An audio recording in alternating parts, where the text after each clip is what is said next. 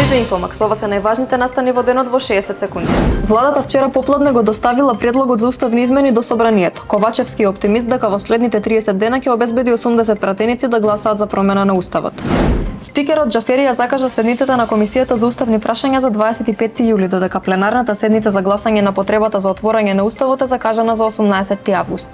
Детали за акцијата на МВР и јавното обвинителство поврзана со огнената група на ДУИ. Приведени се 15 лица за даночна измама и злосторничко здружување, побарани се притвори. Муцунски општина Аеродром и Тендер партнерите создаваат дива депонија во Ново Лисиче, во близина на Фудбалската федерација на Македонија, спортските игралишта и детско игралиште. Конфискуваниот имот на Мијалков од предметот Империја во следните 5 дена е на аукција. Во пакет ќе се продаваат акциите од ТТК банка, Тутунски комбинат Прилеп, Акцелор Митал, Стопанска банка Битола, Попова кула, Халк банка, Југотор и РЖ услуги. Следете Инфомакс и добивајте ги информациите секогаш први и без цензура.